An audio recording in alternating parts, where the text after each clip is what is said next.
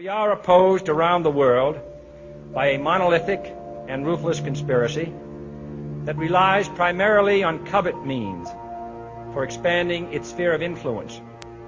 It is a system which has conscripted vast human and material resources into the building of a tightly knit, highly efficient machine that combines military, diplomatic, intelligence, economic, scientific, and political operations. Its preparations are concealed, not published. Its mistakes are buried, not headlined. Its dissenters are silenced, not praised. Americans, mobilize. Stand together, stand tall. Tell the government you're mad as hell. No longer cooperate with the government. Do not accept the national ID card. Do everything in your power to restore freedom and your individuality back to America. Stop being a country run by the institutions for the institutions. Let's go back to we the people, by the people, for the people, as opposed to we the institution, by the institution, for the institution. Stop being scared. We have to stand up and do what's necessary to take back, to stop these bankers, this elite, this government full of lies, congressmen full of liars. As Iraq Veterans Against the War, we are resisting an occupation we once risked our lives for. We swore to support and defend the Constitution of the United States of America, but we found out the hard way that the greatest enemies of the Constitution are not to be found in the sands of some far-off land, but rather right here at home. When injustice becomes law, resistance becomes duty. It is time we start meeting oppression with resistance. They cannot stop us. Humanity marches on. The utmost manifestation of love and devotion to America is today, as it always has been, resistance of tyranny.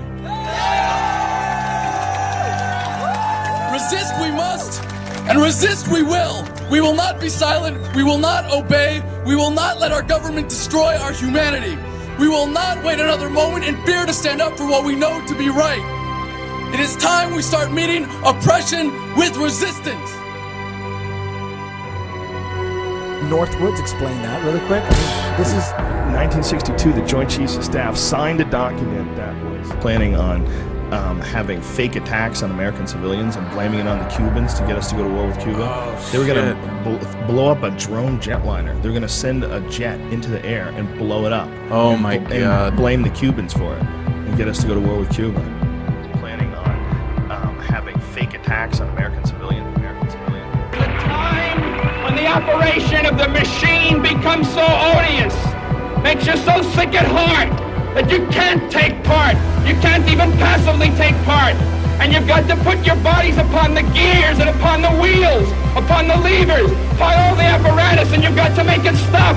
And you've got to indicate to the people who run it, to the people who own it, that unless you're free, the machine will be prevented from working at all.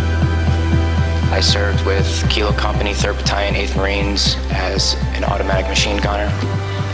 There's a term, once a Marine, always a Marine, but there's also the term, eat the apple, F the Corps. I don't work for you no more. And I'm a Marine. I took an oath to defend the Constitution. The Constitution! I didn't take an oath to defend these banksters. And I guarantee you, all you devil dogs out there need to rise up and take over this country and defend the Constitution against these bones. Okay, I'm sick of it too, Alex. You know, I'm a Marine, but I'm sick of this. You know, they're using us and they're sucking us dry and they are destroying us.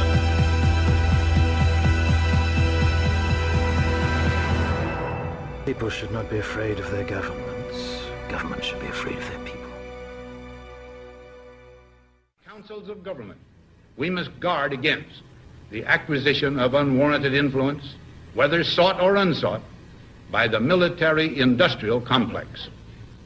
The potential for the disastrous rise of misplaced power exists and will persist. We must never let the weight of this combination endanger our liberties or democratic processes.